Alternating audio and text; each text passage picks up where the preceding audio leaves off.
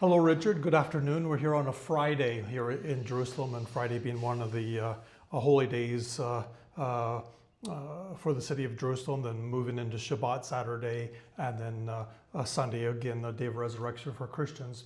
Which brings us to the point of the peoples living in the land, the Muslims, Christians, and Jews. I have a question about the college, especially in terms of the past, present, and future.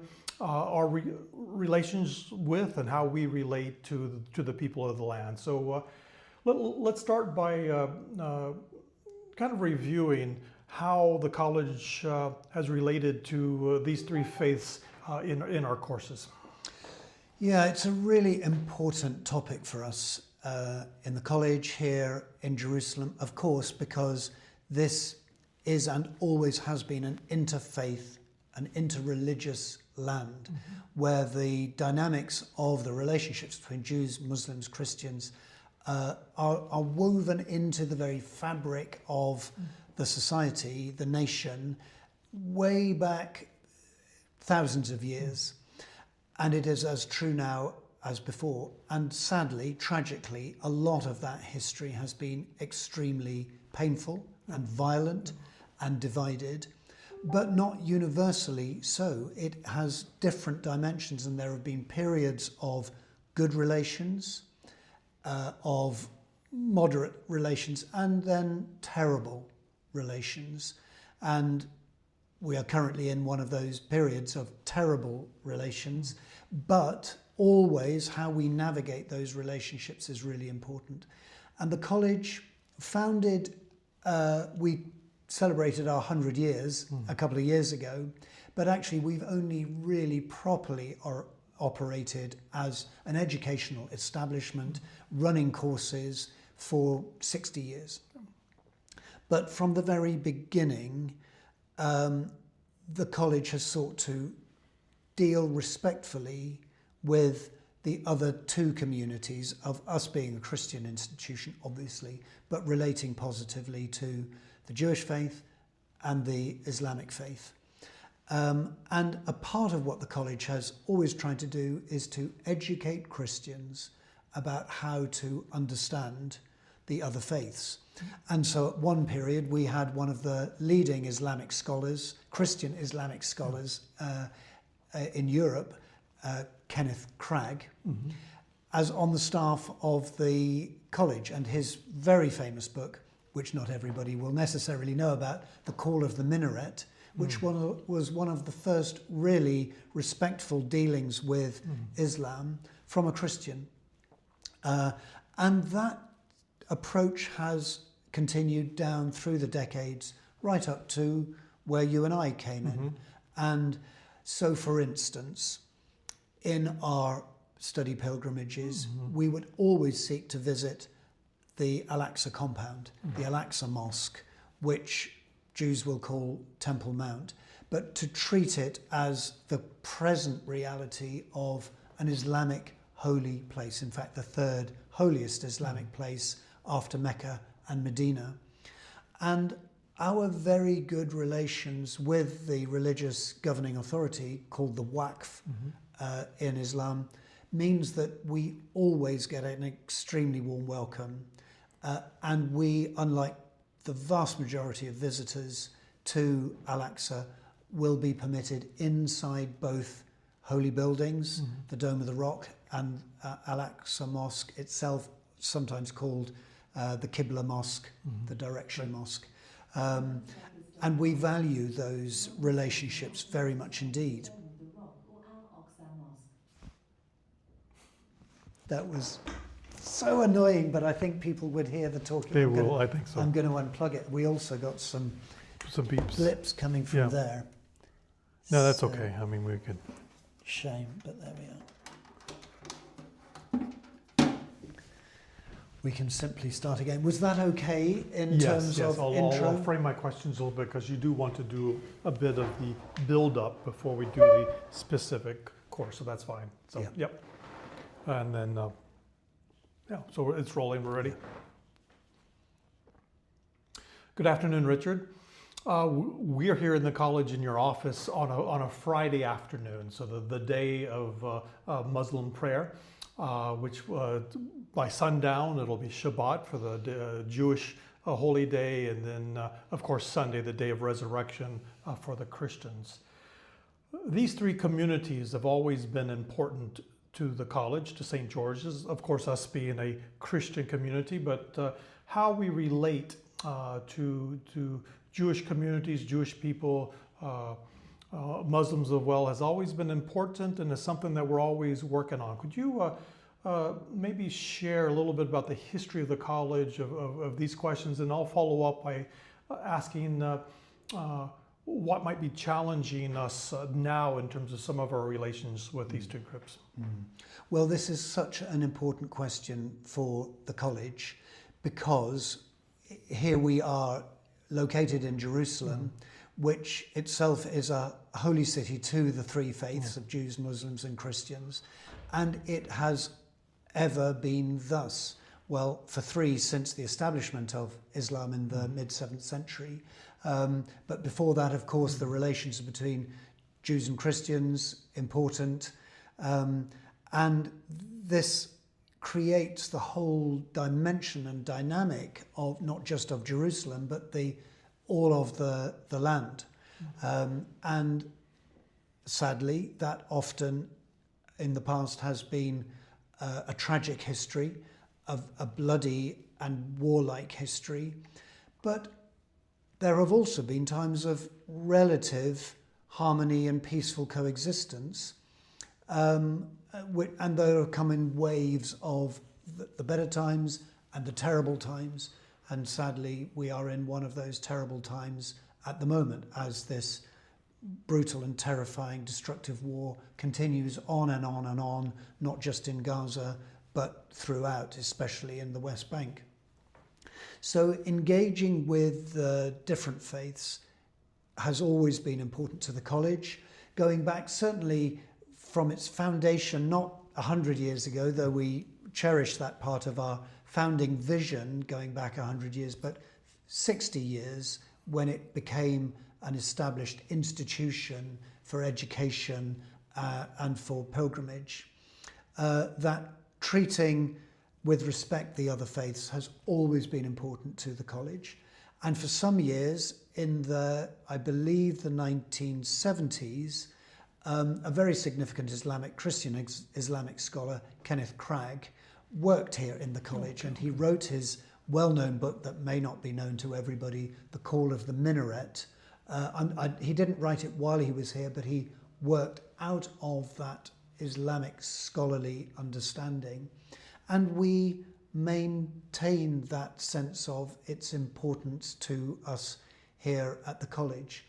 So typically, when we have our pilgrimages, we would go to Al-Aqsa Mosque, in fact the whole compound, which is a huge area called, for Jews, Temple Mount, and we have to respect that bit of the history as well. But our good relations with the Islamic religious authorities, called the Waqf, means that we always get a very warm welcome. And unlike most visiting Christian groups and other visitors, we will go into the holy places, which most do not have access to. And we would also expect to have Jewish guides and hear from Jewish speakers. And that we certainly didn't invent that. It predates us, and going, I think, right the way back in the history of the college for the 60 years. But certainly you and I have always wanted to reaffirm that dynamic. Of course, we're in a terrible time now, and the events here on the ground in Israel-Palestine are really pulling people apart rather than bringing them together. What do you see are some of the things that are threatening some of our relations or possible relations that we already have, or just moving forward? Well, simple interreligious dialogue, of course, is a natural thing here in this land, because Christians, Muslims and Jews are bumping up against each other all the time.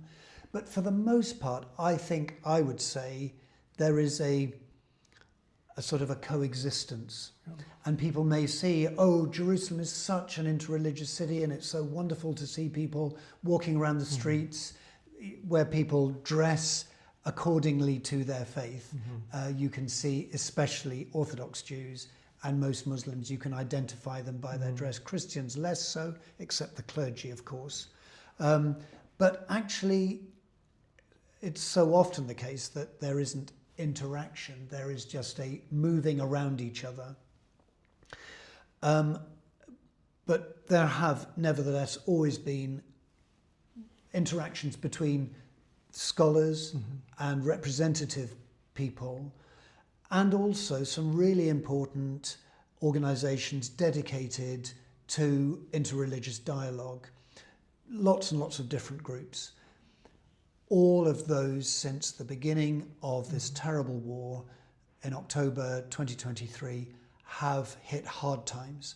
Some actually have collapsed because people, even committed to interreligious dialogue, have found it sometimes impossible to talk together because the perspectives on the war, October the 7th, everything that has happened since in Gaza, are so polarizing that people have not been able to talk. And actually, because we haven't got any pilgrims here, we in the college have not had the motivation actually, or the need to do those visits to Jewish groups, to Muslim groups, to holy places. So our work has withdrawn somewhat, and actually that's felt almost necessary because we've lost the ability on all sides to do that talking, and I think it's been incredibly damaging. I think that's true in other parts of the world too, but it is certainly where we have found ourselves for the last 18 months. Of course, the irony is, we don't have groups to take them to these places. You've just described a little bit of kind of pulling back. But on the other hand, we have more time than we have had in the past. There are certainly among international Christian community of Jerusalem, lots of gatherings, lots of interactions. And there has been some opportunities, in some interfaith opportunities that we've participated in, Rabbis for Human Rights March and stuff like that. And I know you have had some conversations with both Muslims and Jewish individuals and organizations that might be, certainly would be the type of relations and some of the specific communities, organizations, people that we'll want to encounter and connect with personally, the two of us, but also ones that we would take our courses to, our seminary courses to. Could you describe some of those? Yeah, I think for us, being rooted in East Jerusalem and it being a Palestinian church, and therefore the college is rooted in a Palestinian reality, that our relations with our Muslim neighbours and friends, and say our friends at Al-Aqsa, have been unchanged. If anything, they've deepened because of our solidarity with one another, because of the horrors of Gaza, against which we are, 100% opposed, and want the end of the war unconditionally, immediately. Whereas perspectives with Jewish people have been more strained because for some of them the perspective is different. So we have visited Al-Aqsa, you and I personally, we've had some wonderful visits there, no problems at all. Whereas we have had to, in the last few months, consciously had to reach out to Jewish organizations and Jewish friends or colleagues to say, might we be able to start a conversation again? So for instance, I went to visit the Hartman Institute, which is a sort of mainstream Jewish seminary, rabbinic school, to see whether they would be interested to have conversations with us. And they really were. And I didn't have to not be honest about my take on the war and the destructiveness and the threats to Palestinian life, and the horrors of the present Israeli government. We found a lot of common ground there. And then they came and visit, two rabbis came to visit here, and you and I had a very profound, sometimes difficult, but good conversation with them about how Jews and Muslims can relate. And we hope to be able to go to a synagogue for Shabbat service and to have Shabbat dinner with a rabbi, and with visiting Church of England bishops. Yes. On one occasion, we've done that, to visit a synagogue for the start of Shabbat and go for a Shabbat meal. And we have found that tentatively, cautiously, those attempts have worked. And I think now, as this horrendous war runs on, and we cannot actually see the end of it, realizing that we can't wait for it to end to begin those delicate conversations and to find what common ground we've got, not with people that would be completely opposed to Palestinian, a viable Palestinian life. For me, that's a baseline. If they can't acknowledge that, I think a conversation is not going to get far. So I'm hoping that as we begin to think about maybe the possibility of running courses again in the autumn or early next year, that our relations with Muslim and Christian groups and colleagues needs to begin to re-establish, because we can't start from a complete blank page.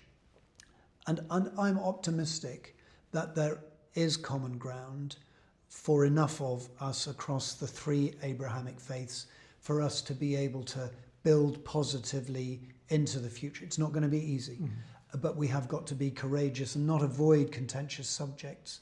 And we will hear challenges, and that's okay, but we will also give challenges, especially into the Israeli Jewish world.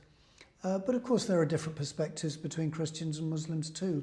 And I have always felt, and I feel it even more now, that for interreligious dialogue, for interfaith dialogue to be authentic, we cannot only talk about the things around which we have agreement, but that we have to be prepared to go into the places that are difficult as well. Yeah. We'll be having conversations in the future about some of the kind of the mission statement of the college, and two of those words, one's pilgrimage and one's reconciliation. One of my favorite definitions of pilgrimage is that, experiences where we encounter God, self, and the other.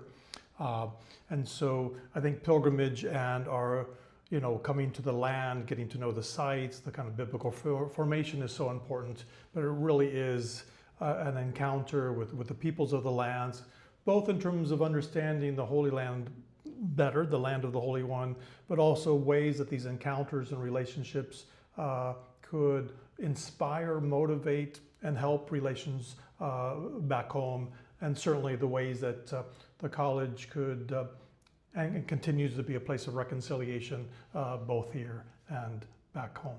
So thanks for the conversation, and we'll pick this up again.